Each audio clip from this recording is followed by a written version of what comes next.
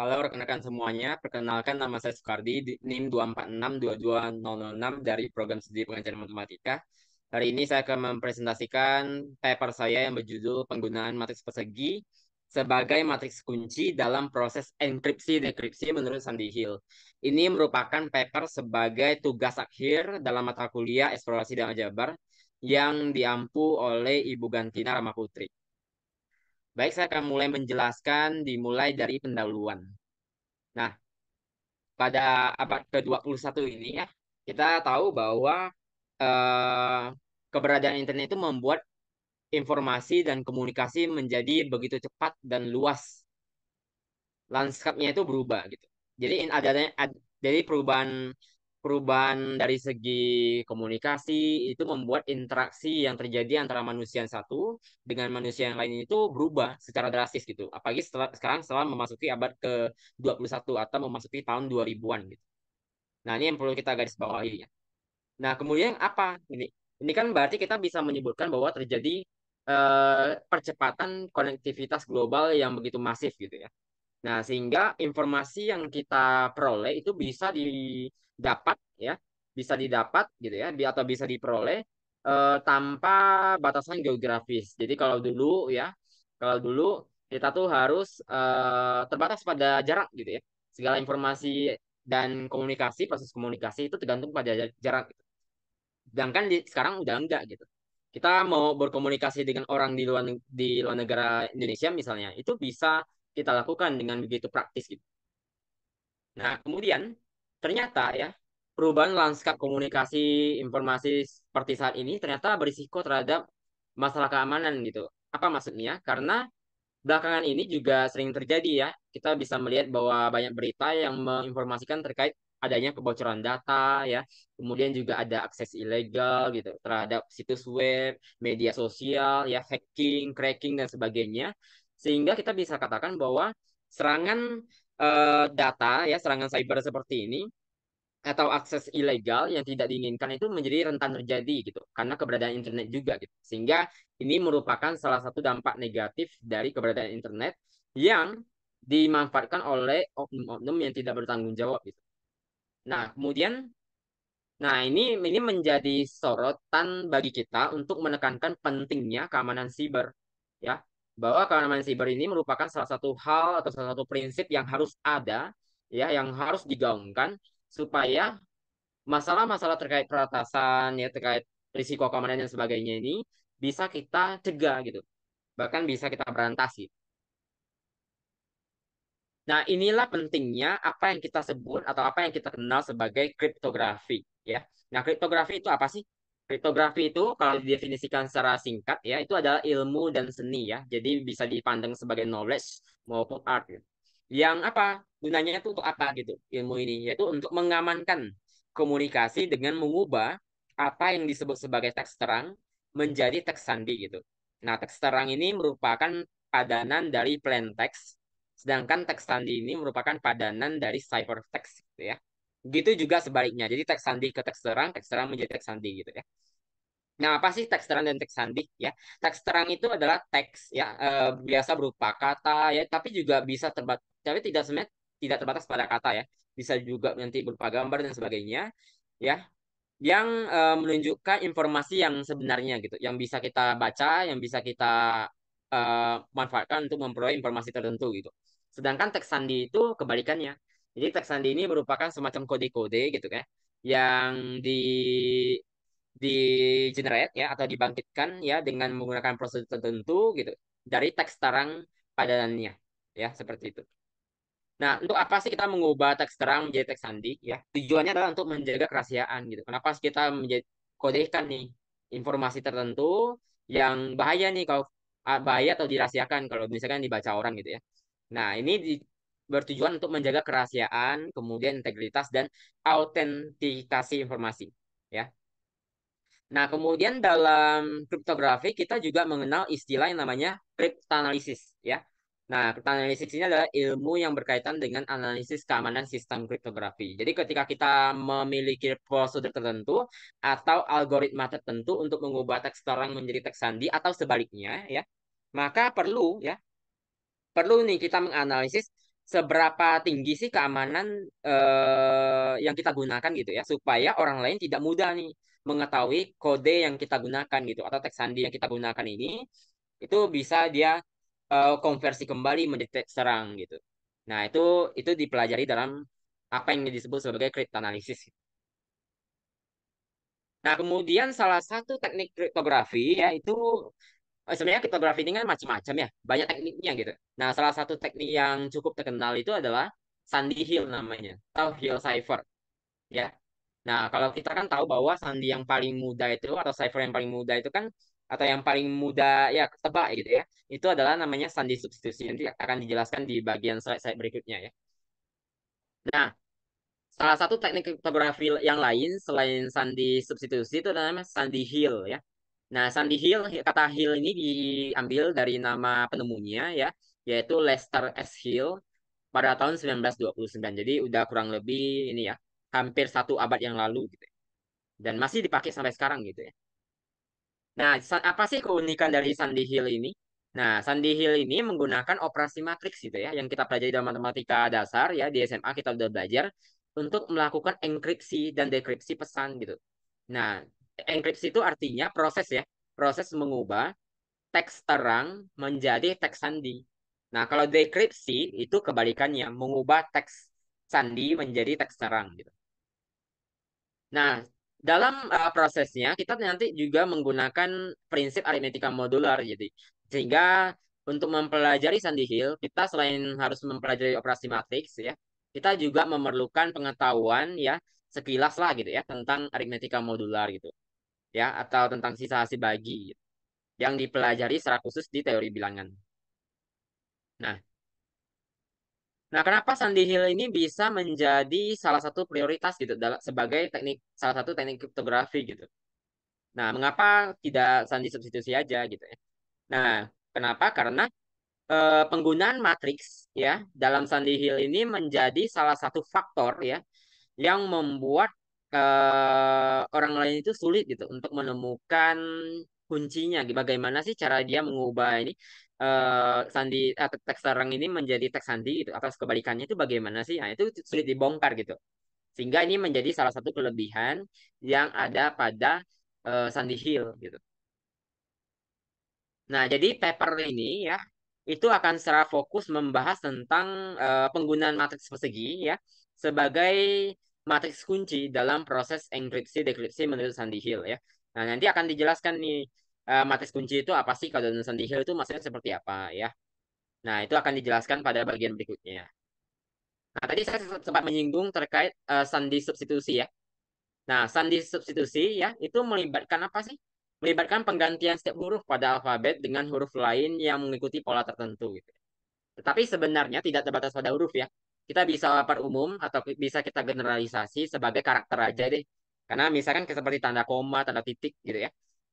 Tanda kurung, tanda bintang, tanda dolar, tanda persen, tanda seru dan sebagainya itu juga bisa digunakan sebagai karakter ya untuk diinput dalam teks terang maupun teks sandi gitu.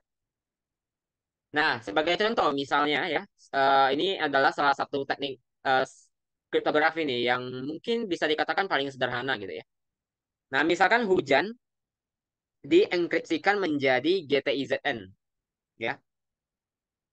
Nah, dengan menggunakan pola yang sama, mendung akan dienkripsikan menjadi apa gitu. Akan dikodekan menjadi apa gitu ya.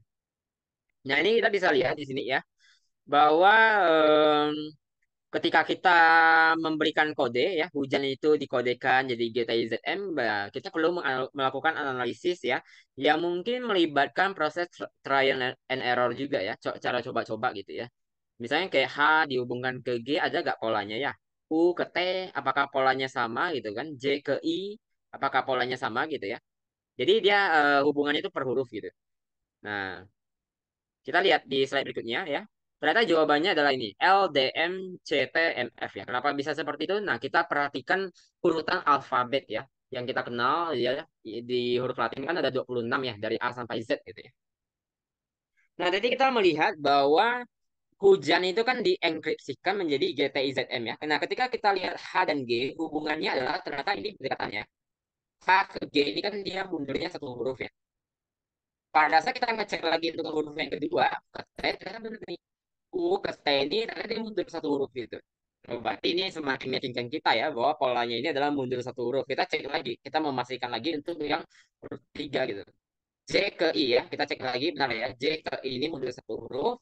A, nah A ini ketika dia mundur satu huruf, dia akan kembali lagi ke sini ya, ke Z ya. Jadi ini seperti konsep modulo ya dalam aritmetika modular ya. Dia akan kembali lagi. Jadi looping gitu sifatnya ya. N benar ya, N itu sebelum N adalah M ya. Nah, berarti dengan menggunakan pola tersebut, pola mundur satu huruf, kita bisa melakukan enkripsi dari kata mendung tadi ya. Mendung. Nah, tadi M itu kan berarti nanti dia akan dikodekan sebagai L ya. Nah, kemudian kan mendung ya, dikodekan menjadi D dan seterusnya ya. Sehingga nanti jawaban akhirnya adalah ini. LDM, CTMF. Oke, itu merupakan contoh penggunaan sandi substitusi dalam proses enkripsi ya. Nah, kita lihat kenapa kenapa sih sandi substitusi ini tidak diandalkan aja gitu ya dalam kriptografi gitu ya. Nah, kenapa ya? Karena sandi substitusi ini yang seperti contoh sebelumnya tadi itu relatif mudah untuk ditebak ya. Untuk didekripsi gitu dalam proses enkripsi, nah, orang lain mudah melakukan dekripsi gitu.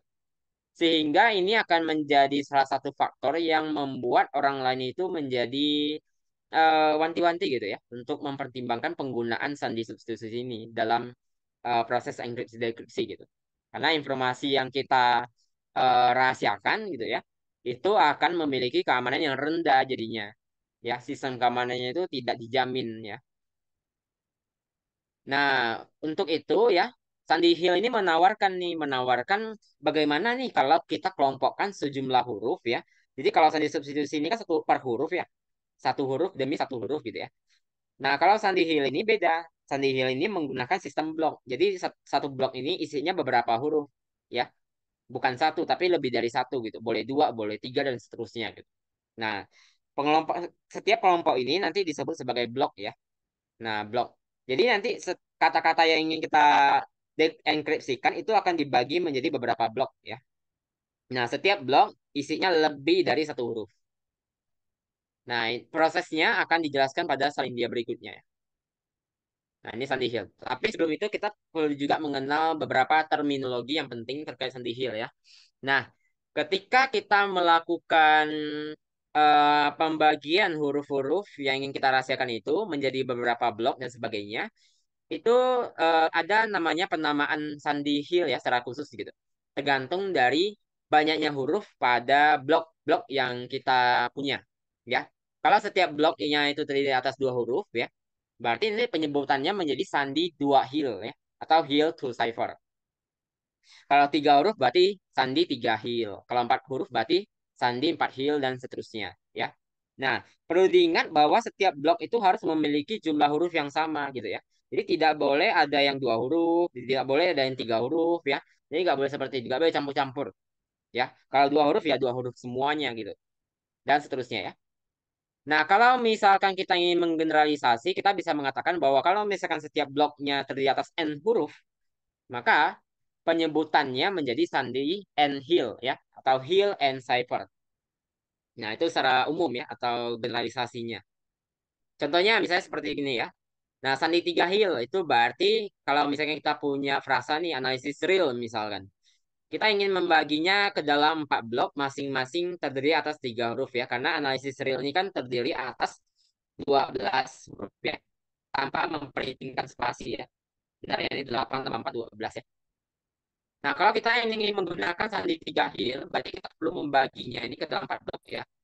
Masing-masing dari tiga huruf, berarti A itu A ya, ANA ya, kemudian list ya, LIS, ISR, kemudian LAL. Jadi ini kita sudah membaginya dalam empat blok ya. Dan kita bisa lihat bahwa masing-masing blok ini terdiri atas tiga huruf ya. Oke, kemudian kita cek lagi ya ke slide berikutnya, kita lihat ya. Nah ini. Nah, ketika nanti menggunakan sandi Hill ya, setiap huruf yang kita punya ini akan kita konversikan dalam angka ya, atau secara spesifik kita sebut sebagai nilai numerik gitu. Sesuai urutan pada alfabet. Nah, seperti ini ya. Jadi huruf A itu ya di assign ya atau nanti dikonversikan menjadi satu gitu. B itu nilainya 2, C itu 3 gitu ya, D-nya 4 gitu. Dan seterusnya ya, sampai Y-nya itu 25, tapi Z-nya itu bukan 26 melainkan 0. Ya, jadi bilangan 0 kita pakai ya, karena nanti kita akan menggunakan konsep aritmetika modular ya. Nah, jadi dari 1 sampai 25 kemudian kembali ke 0 ya. 0 itu dimiliki oleh si Z ini gitu. Nah, kita lihat di sini ya. Nah, misalkan nih, misalkan secara ini kita membahas tentang algoritma enkripsi menurut Sandy Hill ya. Kalau kita punya teks terang yang terdiri atas K huruf ya, dikelompokkan nih menjadi beberapa blok yang terdiri atas N huruf gitu. Nah, maka kita akan mengenal yang namanya huruf dummy ya, atau dummy letter gitu. Yang perlu ditambahkan ya untuk mengisi kekosongan ketika kita memperoleh bahwa N-nya itu tidak membagi K ya. N tidak membagi K sehingga ada satu blok tertentu yang hurufnya itu tidak penuh gitu. Karena memang huruf teks terang yang kita miliki itu hurufnya tidak cukup gitu ya istilahnya ya. Nanti akan ada apa contohnya ya, maksudnya itu seperti apa sih? Nah gitu. Tapi kita kenalan dulu nih prosedur untuk mengubah teks terang menjadi teks sandi ya. Kalau kita menggunakan Sandy Hill. Nah, yang pertama ya, nanti ada 4 langkah ya. Nah, langkah pertama adalah kita memilih dulu matriks ya. Matriks berukuran N kali N. Jadi kita harus memilih matriks persegi ya. Nah, dalam hal ini N-nya tentu tidak boleh ini ya. N-nya ini tidak boleh satu ya. N ini harus lebih dari satu, boleh dua, boleh tiga, dan seterusnya ya. Nah, kalau untuk anak SMA ya, karena mereka hanya belajar sampai matriks berukuran 3 kali 3 aja, jadi mungkin yang bisa dipilih adalah N-nya itu 2 dan N-nya itu 3 gitu ya. Untuk mempelajari Sandy Hill secara manual. Nah, Nah, seterusnya matriks A ini yang kita pilih ini itu nanti selanjutnya disebut sebagai matriks kunci ya atau key matrix. Dan ini sangat penting ya. Dan bahkan ini jangan sampai diketahui oleh orang lain karena ketika mereka mengetahui ini, mereka bisa melakukan pembongkaran gitu atas proses enkripsi dekripsi yang kita lakukan gitu. Jadi jangan sampai matriks kunci ini diketahui oleh orang lain. Nah, langkah kedua adalah kita ubah nih masing-masing huruf pada teks terang yang kita miliki tadi ke dalam nilai numeriknya. Nah, sesuai dengan blok-bloknya ya. Jadi kan kita udah bagi ini ke dalam beberapa blok gitu ya. Beberapa blok. Nah, kita konstruksi vektor kolom yang isinya adalah nilai numerik nih dari masing-masing huruf pada blok yang bersesuaian ya. Pada masing-masing blok itu gitu. Nah, kita misalkan ya, kita tuliskan secara umum, misalkan PI ya, vektor kolom PI ini. Nah, isinya merupakan nilai-nilai numerik dari huruf-huruf pada satu blok ya. P1I, P2I gitu ya, sampai PNI ya. Untuk I-nya dari 1 sampai N ya. Jadi ini dalam hal ini mewakili bloknya ya, blok ke I gitu. PI itu mewakili vektor kolom untuk blok ke I. Nah, PI selanjutnya nanti akan disebut ya secara spesifik dalam Sandy Hill ini sebagai vektor teks terang ya, atau plain text vector. Nah, setelah itu, nah nanti kan kita memperoleh ini banyak PI ini ya. P1 berapa, P2 berapa, P3 berapa, tergantung dari blok yang kita punya tuh ada berapa banyak gitu ya. Nah, jadi untuk masing-masing blok ya, kita kalikan nih matriks kunci yang tadi kita udah pilih, kita udah tentukan tadi ya, dengan PI. Jadi perkaliannya itu dari sebelah kiri ya. Jadi A dikali PI gitu. Nah, sehingga nanti akan diperoleh vektor kolom ya, hasil kali API ini yang berukuran nanti 1 kali N ya. Nah, jadi vektor kolom API ini selanjutnya akan disebut sebagai vektor teks sandi ya, atau ciphertext vector. Lawan dari yang tadi ya, lawan dari yang PI tadi. Lalu apa setelah dikalikan tuh habis itu ngapain gitu ya? Nah, setelah kita kalikan ya kita akan memperoleh beberapa vektor kolom API, beberapa vektor teks sandi ya sesuai dengan blok yang kita punya di awal ya. Kalau kita punya 5 blok, berarti nanti pasti akan ada 5 vektor teks terang maupun 5 vektor teks sandi gitu. Nah, setelah kita memperoleh vektor teks sandi tersebut ya, kita lakukan konversi kembali gitu. Jadi kalau misalnya kita punya kan di dalam vektor teks sandi itu kan ada bilangan-bilangan ya, nilai numeriknya gitu ya. Jadi kita konversi kembali nilai numerik ini ke dalam huruf sesuai dengan tabel yang tadi sebelumnya tadi ya. bahwa A itu satu, B itu 2 gitu ya. Y itu 25, Z itu 0 dan seterusnya. Nah, nah ini tabel 21 itu artinya tabel yang ada di paper ya maksudnya. Nah, ketika sudah kita sudah melakukan konversi, ternyata kita mungkin saja akan memperoleh ini ya, bilangan dalam vektor kolom itu yang ternyata lebih besar dari 25 gitu. Ya. Bisa jadi ya. Padahal 20 di atas 25 itu kan nggak ada ya nilai apa hurufnya itu yang diwakilinya kan nggak ada.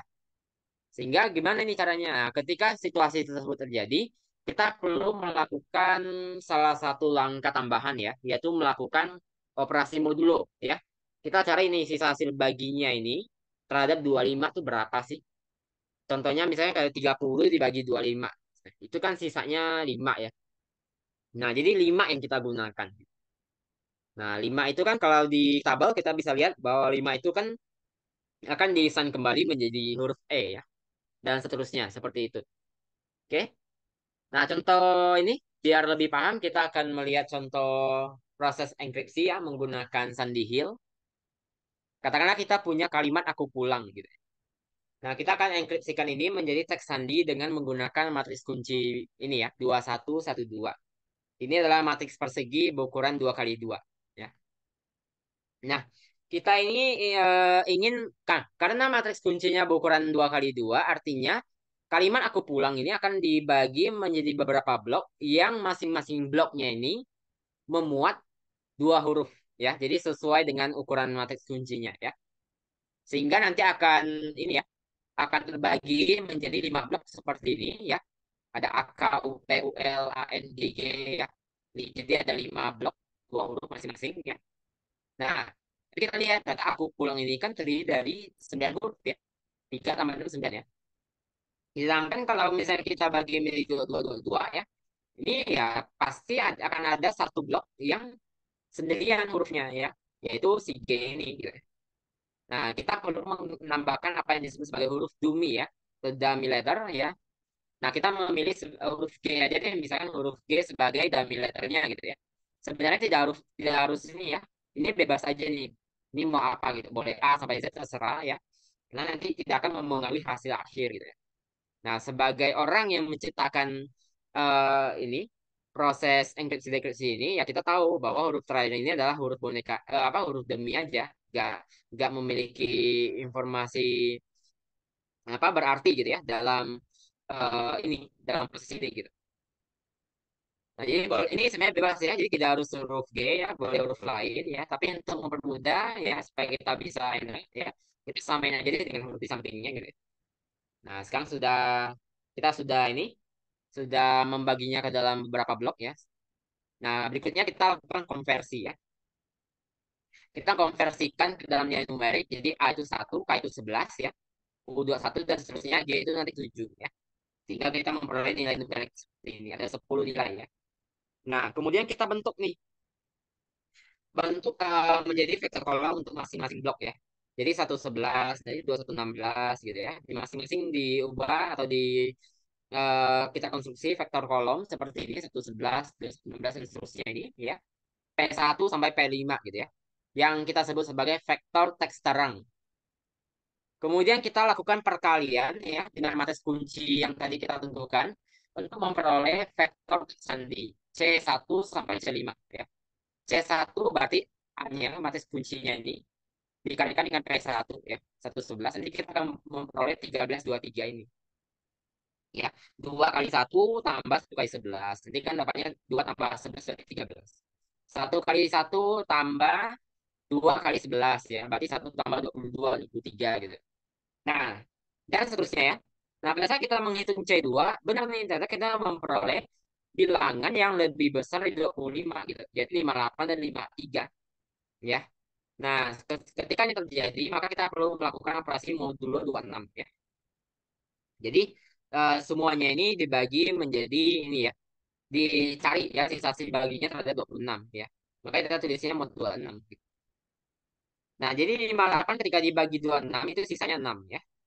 53 ketika dibagi 26 sisanya 1. Jadi kita tuliskan seperti ini dan ingat bahwa kita tidak menggunakan tanda sama dengan di sini.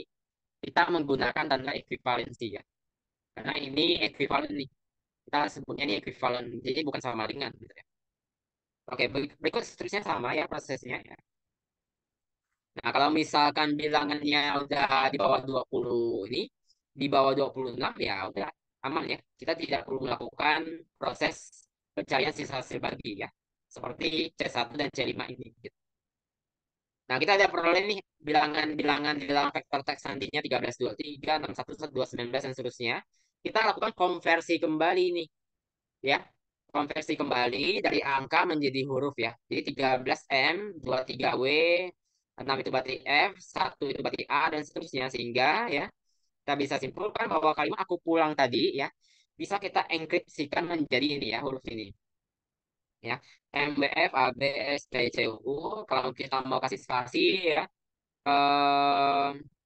oke, kalau misalkan, oh ini terbalik ya ini ya. Misalnya ditulis dengan spasi ya maksudnya ya, menjadi MWF ABS PCU ya. Kalau misalnya ini dikasih spasi ya, boleh juga ya, nggak masalah ya. Dan proses enkripsi ini itu terjadi karena kita menggunakan matriks kunci 2112 ya. Kalau kita menggunakan matriks kunci lain, nah itu beda cerita lagi ya. Bisa jadi kodenya beda ya, tidak selalu seperti ini gitu. Oke, seperti itu ya. Nah, itu merupakan contoh ini ya, contoh proses enkripsi menurut Sandy Hill ya. Oke, nanti rekan-rekan bisa mencoba untuk matris kunci yang lain ya. Bahkan juga bisa mencoba untuk kalimat yang lain ya, yang mungkin lebih rumit. Nah, berikutnya kita akan membahas sekarang algoritma dekripsi kebalikannya ya. Nah, kita perlu mengingat beberapa definisi ya terkait dengan apa yang dipelajari dalam aritmetika modular ya. Nah, yang pertama terkait dengan inverse perkalian modulo ya. Nah, kalau misalkan kita punya ini bilangan A ya, yang merupakan anggota dari himpunan ZM ini. ZM ini isinya apa sih? Dari 0 sampai M-1 ya. Jadi kalau misalkan setnya M-nya 26 misalkan, berarti nanti ini 0 sampai 25 nih. Jadi A ini adalah bilangan, salah satu bilangan dari 0 sampai 25. Maka kita akan mengenal simbol ini ya. A pangkat min 1 dibaca A inverse ya. Yang merupakan anggota Z ini akan disebut sebagai resiprokal ya. Atau inverse perkalian ya. Dari A ya. Modulo M. Nah, kalau bagaimana? Kalau A kali A inverse ya, kebalikannya A inverse kali A itu akan kongruen dengan satu modulo M ya. Jadi ini baca kongruen ya. Jadi jadi hasil kalinya kalau misalkan nanti di modulo dengan M itu hasilnya selalu satu gitu. Nah, maka kita sebut A inverse ini sebagai inverse perkaliannya gitu ya dari si A ini. Contohnya apa? Misalkan kita ingin menentukan inverse perkalian dari 9 modulo 26 gitu. Ini jawabannya 3. Loh, kok bisa 3 gitu ya? Nah, karena ketika kita kalikan 9 dikali 3 maupun 3 dikali 9 ya, itu kan hasilnya 27 ya. Nah, ketika 27 kita cari sisa hasil baginya ada 26, itu hasilnya 1 gitu. Nah, jadi ini kita bisa ini kongruen ya. Jadi 27 kongruen 1 sehingga ya kita simpulkan bahwa inverse perkalian dari 9 modulo 26 adalah 3 ya. Berikut juga kebalikannya sama ya. Inverse perkalian dari 3 modulo 26 adalah 9 ya. Nah, secara umum untuk perkalian inverse perkalian modulo 26 ya diberikan dalam tabel berikut ya. Nah, kenapa sih kita bahas 26 kok 26 gitu yang dibahas ya? Karena tadi ya yang kita gunakan itu kan huruf Latin ya, yang terdiri atas 26 huruf gitu. Sehingga nanti kita menggunakan modul 26 gitu. Dan ingat bahwa sebenarnya dalam proses algoritma Sandy Hill ini ya, tidak selalu menggunakan modul 26 ya. Ini semuanya tergantung dari huruf atau karakter yang diizinkan itu huruf karakter apa aja gitu ya. Seberapa banyak. Kalau misalkan ada 30 huruf ya atau 30 karakter maksudnya, ya berarti modulo 30 gitu. Jadi ini menyesuaikan ya fleksibel aja gitu. Nah, jadi ini A-nya, ini A inverse-nya. Kita bisa lihat loh, kok ini kayaknya nggak semua ya. Kok ini sepertinya ganjil semua gitu ya, genapnya mana gitu ya. Nah, ternyata ada teorema ya dalam ini ya, dalam aritmetika modular terkait dengan kongruensi modulo ya. Bahwa ketika dalam hal ini ketika A sama M-nya ini relatif prima ya, itu berarti dia memiliki inverse gitu. Relatif prima itu artinya FPB-nya satu gitu. Dia tidak memiliki faktor prima bersama ya. Nah, Ketika seperti itu keadaannya, berarti dia memiliki inversi A ini, ya. Kebalikannya, kalau misalkan si A sama M ini tidak memiliki ini FPB 1, ya, atau eh, ada bilangan lain, ya, selain satu yang bisa membagi keduanya, maka kita katakan, ya, bahwa si A sama M ini tidak memiliki A ini tidak memiliki invers perkalian, ya, terhadap M. Seperti itu. Maka kita bisa lihat nih bahwa semua bilangan genap, ya, dari 1 sampai 25 itu tidak kita masukin ke sini karena memang tidak memiliki invers perkalian, ya, modulo 26. Kenapa? Karena 2 dengan 26 itu kan kalau kalau kita cari PB-nya kan bukan satu, ya, melainkan 2 gitu, ya. Sehingga tidak ada inversnya. Kemudian kita lebih teliti, kita bisa melihat bahwa 13 ini dilompati, ya. Padahal 13 ganjil, ya. Kenapa? 13 sama 26, ya. Kalau kita cari FPB-nya, ya dia 13 bukan satu, ya. Sehingga tidak relatif prima dan tidak memiliki invers si 13 ini terhadap modulo 26, ya. Maka kita tidak tuliskan. Nah, tabel ini sangat penting, ya, karena akan kita gunakan, ya, dalam proses dekripsi, ya. Kalau enkripsi mungkin enggak, ya. Tapi dekripsi ini akan sangat penting di sini, ya. Sehingga ya kita perlu gunakan ini. Ini sebenarnya tidak perlu dihafal, ya. Rekan-rekan juga bisa ngecek, ya, bahwa ini benar, ya. Ketika misalnya kita ngecek ini benar dan ini 5 inversnya itu 21, benar ya sih? Kalikan aja, ya, 5 kali 21 berapa. Kemudian nanti di modulo 26 cari sisa hasil baginya tadi 26 gitu. Nah, seperti itu, ya. Oke, nah nanti kita akan sering menggunakan ini, jadi mungkin akan bolak-balik ke sini, ya. Nah, rekan-rekan juga sebenarnya tidak perlu menghafal ini karena ini akan di ini, ya, ini hanya untuk ini, ya, memberikan kepraktisan aja gitu, ya, dalam proses dekripsi Sandy Hill, ya. Oke, kita lihat lagi. Nah, ada satu definisi lagi yang penting yang perlu kita ketahui yaitu inverse matrix, ya. Ini sebenarnya dari pelajari di tingkat SMA, tapi ini hanya mengulang saja, ya. Bahwa kita kalau misalkan kita punya matriks persegi, ya, A misalkan, ini dikatakan dapat dibalik nih atau invertible, ya, atau memiliki inverse, ya, jika terdapat matriks persegi B sehingga, ya, nah, A dikali B maupun B dikali A itu hasilnya adalah I. I-nya ini adalah matriks identitas, ya. Nah, ini juga sering, ya, ini juga merupakan pengetahuan umum, ya, yang harusnya dari ketahui oleh siswa SMA, ya.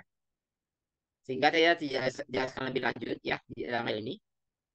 Nah, tapi ketika kita berbicara dalam konteks aritmetika modular, ya, ketika kita melibatkan modulo M gitu, ya, maka akan ada beberapa penyesuaian yang perlu kita ketahui karena itu merupakan hasil elaborasi, ya, dari definisi ini gitu. Nah, jadi matriks persegi A dengan entry-entrynya di ZM artinya bilangan-bilangan itu dari 0 sampai M-1 gitu, ya. Dikatakan dapat dibalik atau memiliki inverse jika dapat matriks B dengan entry-entry ZN juga sehingga AB sama dengan BA kongruen, ya, dengan I modulo M, ya, I matriks identitas, ya. Nah, ini kita bisa lihat di sini ini kongruen, ya. Jadi agak berbeda penulisannya, ya. Sini, ya. Jadi ketika kita ini melakukan ini kan kalau misalnya kita sudah memperoleh matriks A, B atau BA nih. Nanti setiap entry-nya, ya, setiap bilangan di dalam matriks itu kita modulokan dengan M gitu. Ya, kalau misalkan dia lebih dari M, ya masih ada lebih dari M1 berarti kita lakukan penyesuaian gitu, ya. Nah, sehingga ini nanti akan menjadi penting, ya, karena akan dipakai dalam proses dekripsi, ya. Oke. Nah, ini ya. Nah, ini proses algoritmanya, ya. Jadi kalau misalkan kita punya matriks A, ya, ini kita asumsikan bahwa matriks yang kita pilih ini itu dapat dibalik, ya. Jadi memiliki inverse gitu, ya. Dan akan kita jadikan sebagai matriks kunci pada Sandy and Hill, ya, secara umum. Nah, kemudian kita tahu bahwa P ini, ya, itu merupakan vektor teks terang isinya P1, P2 sampai Pn, ya. Nah, C itu kan sama dengan AP modulo 26, ya. Kalau kita menggunakan huruf Latin 26 huruf, ya. Seperti proses enkripsi tadi, ya. C ini adalah hasil kali dari mas kunci yang kita punya dengan vektor teks terangnya, ya. Diperoleh C sebagai vektor teks sandi, ya. Nah, maka berdasarkan ini, ya, berdasarkan sifat kalian matriks, ya, berarti P-nya ini sama dengan A inverse dikali C, ya. Karena kedua ruas kita kalikan A inverse dari sebelah kiri, ya. Jadi A inverse kali C sama dengan A inverse kali A. A inverse kali A kan I, ya. I kali P, ya, berarti P. gitu. Maka P sama dengan A kali C modulo 26 sehingga ini akan melibatkan proses penentuan inverse matriks kunci yang kita punya ya. A inverse gitu. Nah, nah kita punya teorema ya. Jadi matriks persegi A dengan entry-entry Zn dikatakan dapat dibalik modulo M jika dan jika. Nah ini ya. M dan residu dari determinan A modulo M tidak memiliki faktor prima bersama ya. Atau kita katakan dia memiliki FPB 1 gitu ya. Residu itu apa? Residu itu adalah sisa hasil bagi ya. Ketika kita melakukan pembagian bilangan terhadap M gitu ya. Yang nilainya di antara dari 0 sampai M-1 gitu. Nah, ketika kita membuktikan teorema ini, karena ini penting ya, ya kita bisa melakukan seperti ini ya, karena eh, ini kan kalimatnya berupa implikasi ya, sehingga pembuktian harus dimulai dari dua arah ya, kiri dan kanan. Kita tuliskan dulu pendahuluannya, jadi misalkan A-nya matriks persegi, entry-nya di ZM ya, B-nya ini adjoint dari A ya, berarti kan BC ini sama dengan determinan B dikali I ya. Nah, ini kan merupakan salah satu ini ya. Kita turunkan dari definisi inverse sendiri ya sebenarnya ya. Nah, ketika kita membuktikannya dari sebelah ini ya, sebelah kanan ke kiri ya. Kita misalkan dulu bahwa A, berarti kan diketahui M sama residu dari determinan A modulo M ini tidak memiliki faktor prima bersama ya. Berarti M sama determinan A-nya ini memiliki PB1 gitu ya. Kita tulisnya seperti ini. Oke. Artinya apa? Artinya terdapat K anggota bilangan himpunan bilangan bulat sehingga K dikali determinan A ini ya itu akan kongruen dengan satu modulo M ya. Seperti itu. Nah, akibatnya berdasar A kali KB ini akan menjadi K kali determinan A kali I ya. Nah, sehingga ini akan kongruen dengan I modulo M karena K kali determinan A ini kan kongruen dengan satu gitu. Nah, sehingga ini akan I mod M.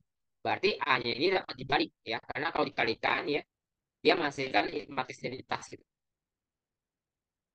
Nah, kebalikannya dari sebelah kiri ke kanan ya, kita berarti misalkan dulu A-nya ini adalah inverse modulo M ya. A-nya ini memiliki inverse modulo M, katakanlah inverse-nya itu C gitu. Berarti satu dikali satu itu kan berarti determinan 5 identitas ya. Nah, itu kan satu. Nah, sedangkan ini kan sama dengan berdasarkan definisi inverse kan berarti A dikali C ya. Itu kan A kali C. Berarti determinannya, determinan I itu sama dengan determinan A dikali determinan C ya. Ini merupakan salah satu terima juga sih dalam determinan ya.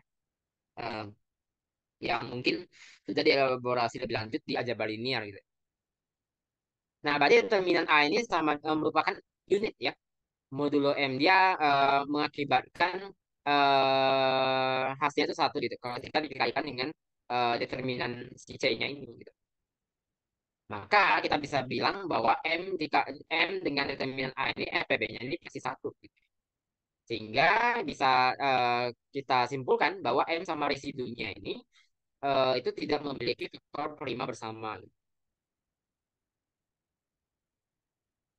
Oke, seperti itu ya.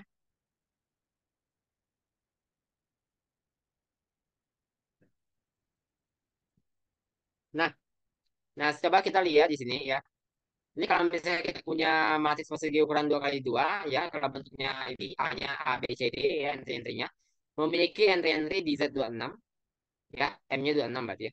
Dan residu determinan A ini A, D kurang B, C modul 26. Tidak habis dibagi oleh 2 atau 13 maka inverse A modulo 26 ya dinyatakan oleh berikut ya. A inverse ini sama dengan AD dikurang BC. Ini kan sebenarnya ini ya. AD dikurang BC inverse kali ini ya. B min C A ya. Nah, kalau kita ingat kembali cara menentukan inverse masih persegi kalau misalnya tidak SMA kan tanpa modulo ya. Ini kan kita sebut sebagai ini kan sebenarnya satu perdeterminan ya sebenarnya. Tetapi satu perdeterminan ini kan merupakan inverse perkalian biasa ya. Bilangan real gitu. Sehingga tulisnya satu perdeterminan gitu. Sedangkan karena di inverse kita ada inverse perkalian modulo 26, kita tulisnya secara umum aja. AD dikurang BC pangkat min 1. AD kurang BC inverse gitu ya. Nah, bagaimana sih cara mencari inverse-nya? Kita menggunakan tabel yang tadi, tabel inverse perkalian modulo 26 ya. Nah, kita akan menggunakan, jadi kita cari dulu AD kurang BC berapa, kita modulokan 26, kemudian kita cari inverse-nya melihat tabel yang tadi ya. Nah, sedangkan ini juga ini sama ya seperti mas peralihan biasa, yaitu ini merupakan adjoinnya ya, adjoin dari A ini ya. Jadi kita bisa lihat bahwa entry diagonal utamanya ditukar ya, AD menjadi DA, kemudian entry diagonal sampingnya di negatifkan gitu.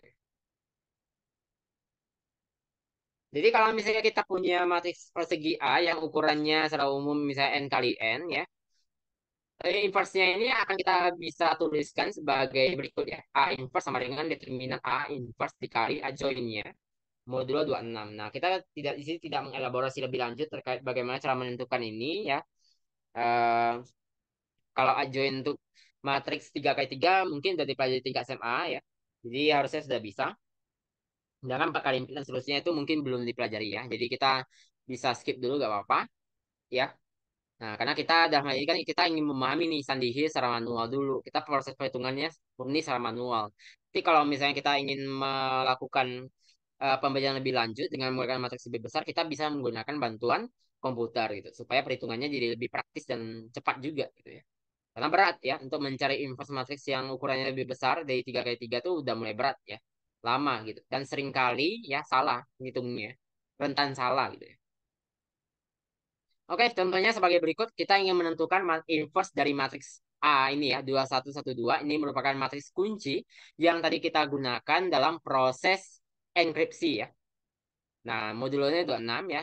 Pertama kita cari dulu determinannya, determinan si A ini 2 kali 2 kali ini ya, kurang ya, kurang satu kali satu 3. 3 modulo 6 ya tetap 3 ya nanti ya. Oke. 3 ini kan tidak habis dibagi 2 ataupun 13 ya. Nah, artinya determinannya ini ya si si determinan ini memiliki inverse perkalian modulo 26 ya. Artinya A-nya dapat dibalik gitu ya. Jadi kita bisa menentukan inverse-nya sekarang karena kita bisa menjamin bahwa si A ini memiliki inverse gitu. Kita cari inverse-nya si determinan A ini yaitu si 3. 3 ini inverse-nya apa sih? Nah, kita lihat di tabel yang tadi ya bahwa 3 inverse itu adalah 9 ya. Kita tulis 3 inverse sama 9 modulo 26. Oke.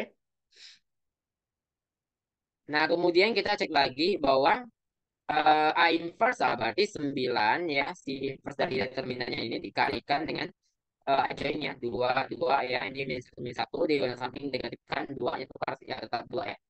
Kita kalikan ya ke dalam 9-nya. Kemudian kita sesuaikan ya. Kita jadikan dia supaya ente-entenya ini di ZM ya. Dari 0 sampai 25. Ya minus 9 jadi 17 kita pada mana? Tambahkan aja 26 gitu ya. Sehingga nanti dia akan kongruen dengan 17 gitu. Oke, seperti itu ya contoh penentuan inverse matrix. Kemudian kita lihat di ini ya. Ini contoh deskripsinya. Nah, kita akan kembalikan nih teks sandi MBF ABSPCU ya menjadi yang tadi aku pulang tadi ya. Nah, dengan menggunakan matriks kunci yang sama 2112 kebalikannya nih. Nah, seperti tadi kita lakukan proses konversi dulu dari ini ya. Eh, ini M-nya ini kita balik ke 13 ya, W-nya 3, F-nya 6 dan seterusnya ya. Kemudian, nah kita perlu mencari inverse dari A ya. Tadi berdasarkan yang salin dia sebelumnya kan tadi kita memperoleh bahwa inverse dari A modulo 6 ini adalah ini ya, 18, 17, 17, 18 gitu. Oke. Nah, kemudian kita bisa ini selanjutnya kita ini bentuk kita konstruksi vektor teks sandi ya. Nanti akan ada 5 ya ini ya. 13, 2, 3, 6, 1 dan seterusnya ini. Nah, kita tuliskan seperti ini ya. Langsung aja kita misalnya ingin mencari vektor teks terangnya untuk masing-masing blok ya. P1 ya. P1 sampai 5 ini harusnya P1, P2, P3, P4, P5 ya. Ini dapat diganti. Nah, ini kita bisa ini kita tinggal ini aja ya. Kita kalikan ya info ini kan A inverse ya. A inverse dikalikan dengan vektor teks sandi ya untuk masing-masing blok. Nah, ketika kita mengalihkan ini, nah ini perlu hati-hati karena ini besar ya bilangannya ya, sehingga harus melakukan sehingga memerlukan ketelitian ya. 625, 635 kita modulokan 26, nanti kita peroleh 1 dengan 11 ya. Ini berikutnya 2116 dan seterusnya ya.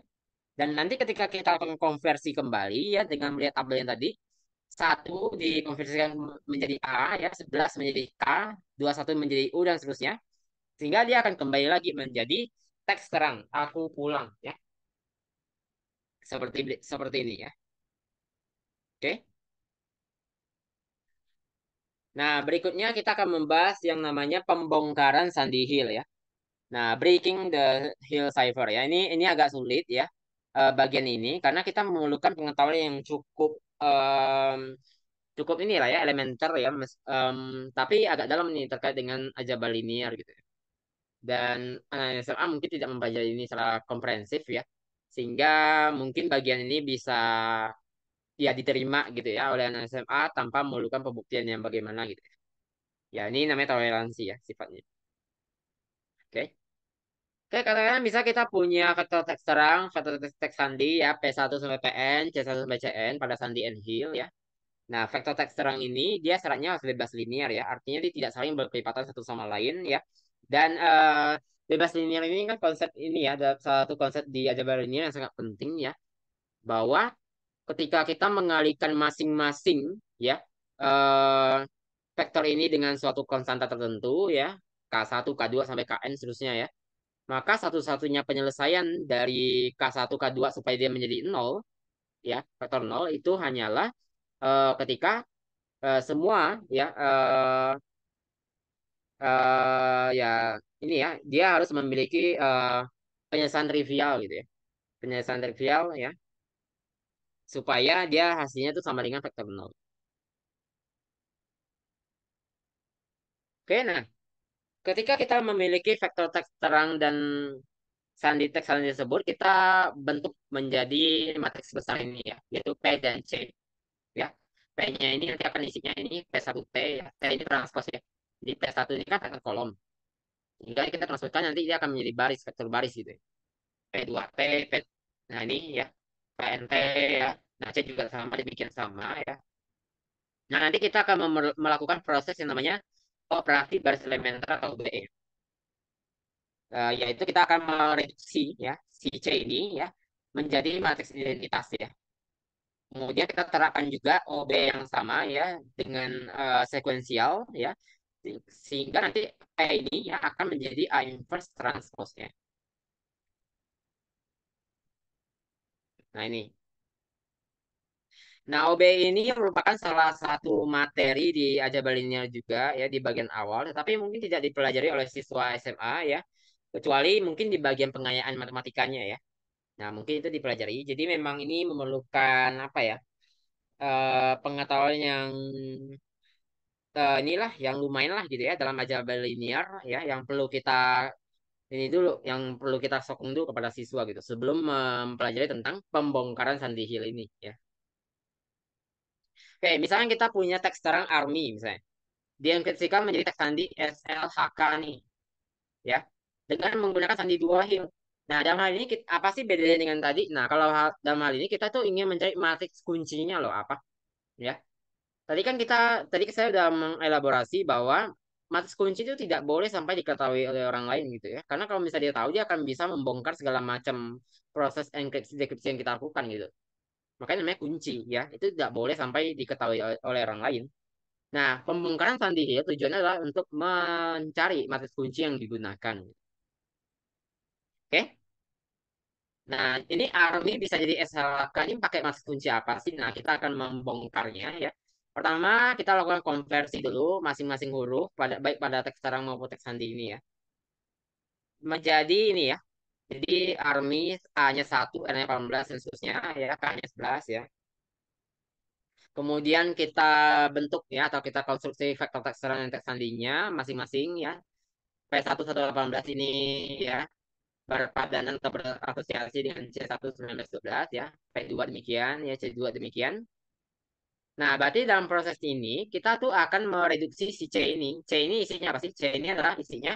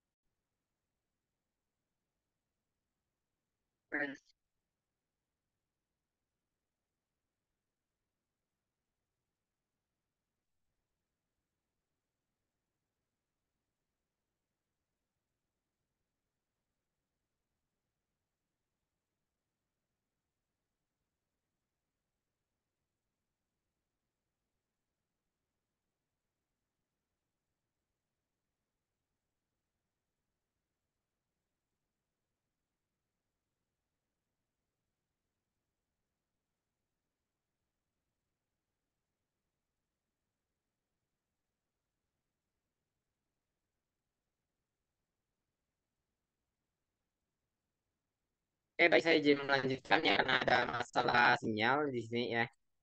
Nah, jadi tadi kan kita ini ya, kita itu ingin mereduksi ya si matriks C-nya ini yang terbentuk dari ini ya, eh, yang intinya itu adalah cerita transport ya, cerita transport 1912 ya. Terus yang samping ya, waktu itu kan terusnya ke bawah, itu ke samping jadi terbaris.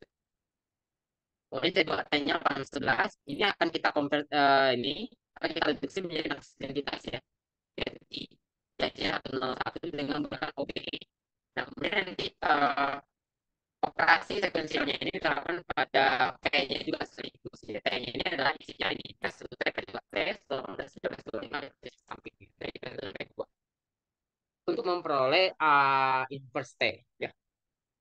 Jadi kita ketika kita sudah mereduksi C menjadi I, otomatis P akan menjadi A inverse C. Gitu. Oke. Nah, bagaimana cara melakukan OBE ini? Kita tuliskan matriks CP-nya ini ya. Terus matriks dalam CP ya. Jadi C-nya ini tadi ini, P-nya ini, kemudian kita spesifikasi ini. Kalau misalnya gitu ya.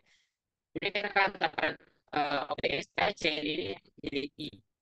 Ya, seperti itu. Sehingga nanti hasil akhirnya menjadi ini I garis times T. Gitu ya. Dan ingat bahwa semua operasi yang kita lakukan ini semuanya dilakukan dalam operasi modul 6 ya. Sehingga berbeda dengan OPE yang biasa dipelajari dari linear ya, tanpa modul.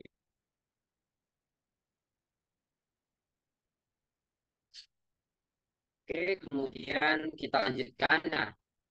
Nah, kita kan ini dari C-nya begini, P-nya begini. Nah, kita lakukan ini kita bentuk matriksnya CP ini ya, seperti ini. Nah, kemudian karena kita ingin melakukan ini, kita ingin mendiskusi menjadi matriks ini, terus tadi perlu mengubah segmentasi ini jadi seperti ini. Nah, ketika kita dalam operasi ini ya, kali ini hasilnya kita bagi aja ya, baris pertama dengan 19 ya, ketika kita mulai.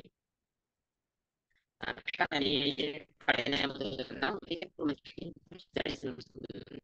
Jadi kita lihat kemarin tadi ya, ini kita 19 kita 11 gitu. Jadi kita kali ini semuanya ya, kemarin itu 11 gitu. Nah, kita nanti yang beroleh 1, 32, 198 ya. Oke, nah kemudian kita lakukan penyesuaian dengan mengganti semua entry sama dengan residu bentuk ya.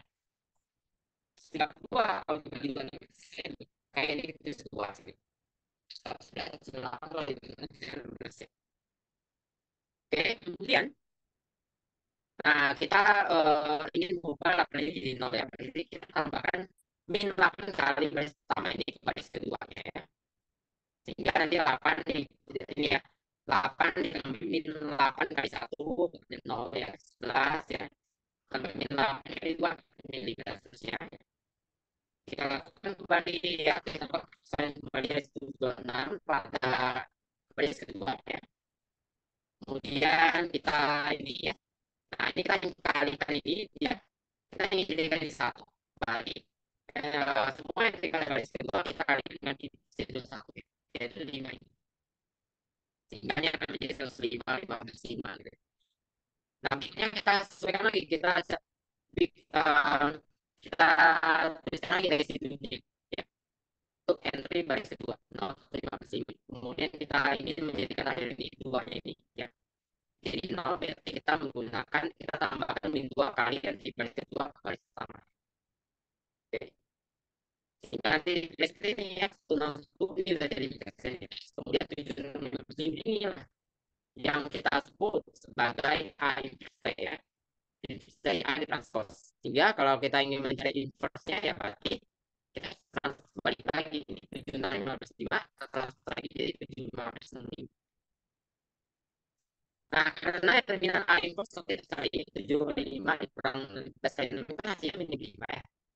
Min 55 kalau dicari modul 26-nya itu kongruent 5 ya. Min 55 kalau dicari modul 26-nya itu kongruent 23 ya. Ya, dikira 23 sehingga matrisnya ini dapat dibalik gitu ya. Hmm. Oke. Nah, kita mencari ini.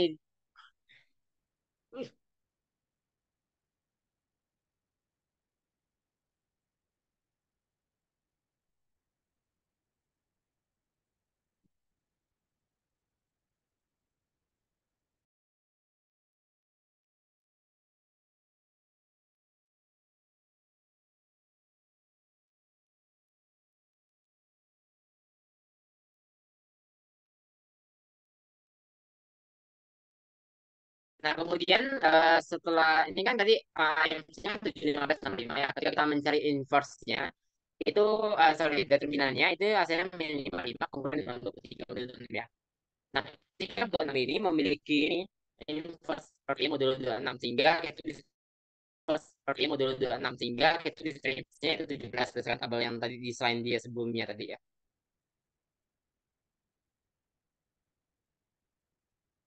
Hmm. Uh.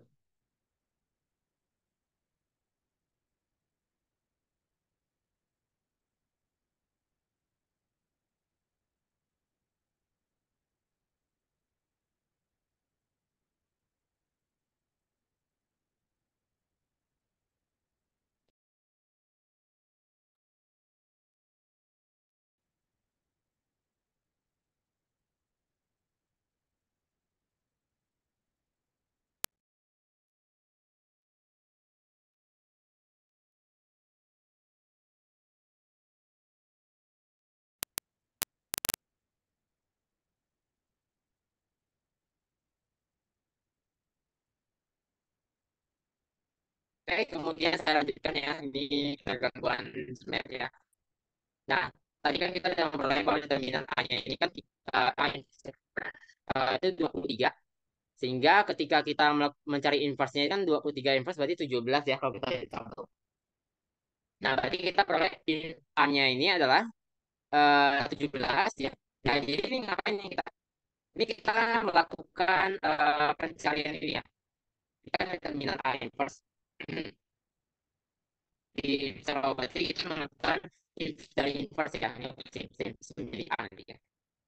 17 ya dikalikan dengan ajoinnya, ajoin dari si A yang sini ya.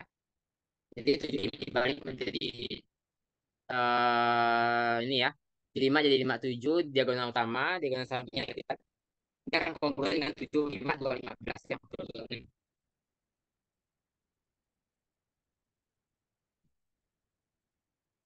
Oke, nah, kita memperoleh matriks kuncinya yaitu si A ini ya. Matriks enkripsi, dekripsinya ya, secara khusus ya. A ini kan matriks enkripsi ya, karena digunakan dalam matriks enkripsi ya, kuncinya nih. Kemudian dekripsinya matriks A inverse ya. Nah, itu merupakan salah satu contoh cara kita untuk membongkar gitu ya Sandy Hill. Ya, kita mencari matriks kunci yang digunakan gitu ya, dengan menggunakan sejumlah informasi pendek ya ketika proses enkripsi ya enkripsi dari teks menjadi sendiri kebaikannya ya kita tahu penggal atau apa gitu ya kayak yang tadi kan cuma 4 huruf ya kita langsung bisa memperoleh matriks kuncinya gitu ya. Oke. Nah, di paper sudah dijelaskan terkait dengan elaborasi contoh-contoh yang lebih dalam terkait dengan pembongkaran detail ya. Jadi untuk contoh lain maupun untuk materi yang tiga dari tiga juga sudah diberikan di sana. Jadi mungkin bisa dibaca di sana juga ya. Nah, oke. Nah, jadi saya jelaskan artikel saya sampai di sini ya. Kalau misalkan ada kata yang salah atau mungkin penjelasannya kurang presis dan sebagainya, mohon dimaklumi ya.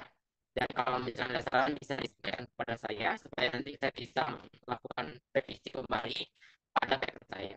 Oke, baik, sekian. Terima kasih atas perhatiannya. Saya uh, izin stop share dan terima kasih kepada secara khusus rekan semuanya dan Ibu Gantina.